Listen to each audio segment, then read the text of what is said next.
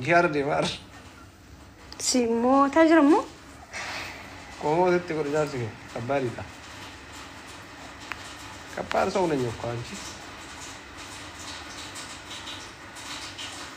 Babure, babure isa ko badre. Dufe. Babure izo gabadre. Babure izo gabadre. Babure zala jira. Babure. Babure come babuji tapatun tapattametin. Silki isa giste. Kunoti. Kuno anodo. Okay. Toppe tergise.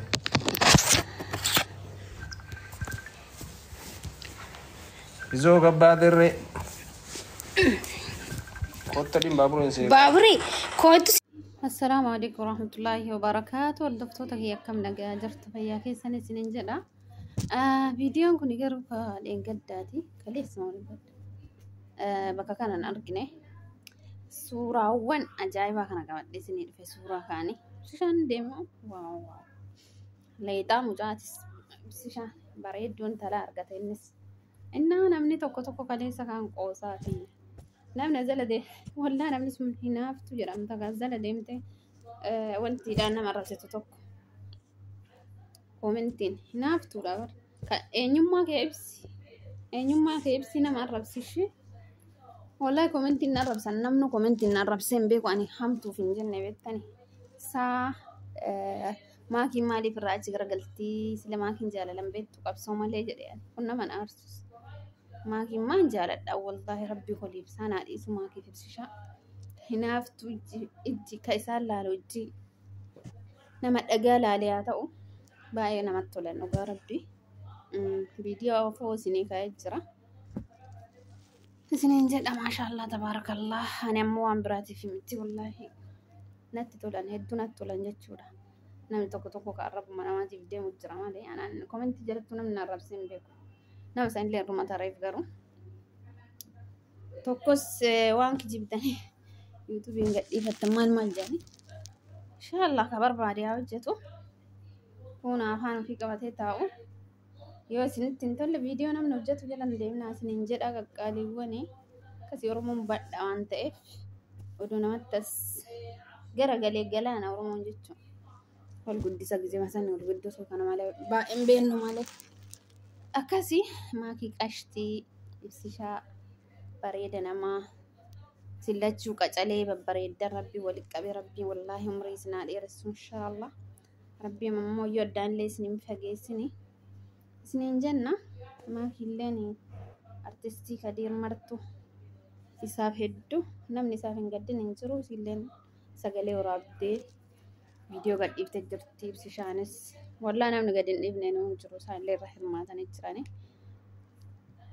isa ammoo rabbiin godhee fi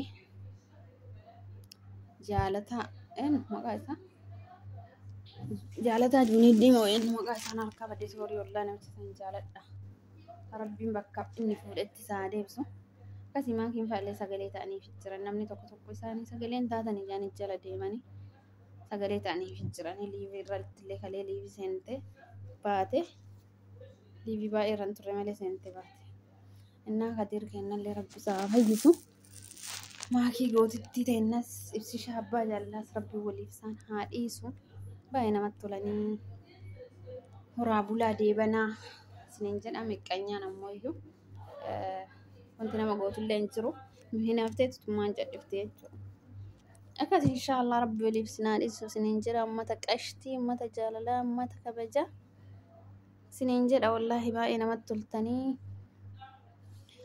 walaa jajjabeessinuu subscribe naa godha like godha walaa jajjabeessinuu namni viidiyoo kana laaltee like ittiin kafalta waan ta'eef walaa guddifnu kan banatin illee yuutuubii banadhaatii hojjedha wanti nama dhibuu hin jiru waan ta'eef banadhaa hojjedhaa isiniin jenna namni ijoollee amaaraa ammoo duwadha namni takka onnoo banatee mana hojii keessatti mana yaane sarraatanyaa ta'ee banate yeruma isaa wal guddisa maashaallah innaan ullee wal guddisu kana barruu keessattuu kabiraatu odoon dhufin nu warri waliin jechuudha. Sarraatanyaan shakaalaan maqaan keenya akkas ka'a. Nutu warri akkasii wal guddisuu dandeenya osoo wal jala deemne garuu wallaahi laatiin namni keenya amaara ilaala irra caalaa ijoollee amaara. Akkas inshallah garuu kenneen illee aga tokko naqqaanii jira nama yuutuubii babbanata namni aga tokko dafanii waliin guddisan malee. Innaa inshallah suutumaan barata hunduu akkasii banadha hojjedha yeroo shabaka argattanitti lafattuu teettaniitiin yeroon keessan dhuma waan ta'eef bilbiluma kama namaa qofa hordofuu odoon taane nullee haga beennuun waan tokko hojjennu bu'aa irraa argachuu dandeenya isiniin jedha uummata qashtii. Maakiif ibsishaa kennas rabbii waliif isaanii dhiisu wallaahi. Ammoo suuraa bareeda tokko istoorii godhatee jira ibsaanii. Maakiitiif ka'isa jaalalaan na hiitee jedha natti fakkaate. Jaalalaan na hiitee jedha natti fakkaate yommuu akkas ibsana fakkaate. Akkasii maashaallah tabaarakallaa waliif isinaa dhiisu qaaliiwwan isiniin jedha. Qaaliiwwan qacaleewwan rabbi waliif isinaa dhiisu.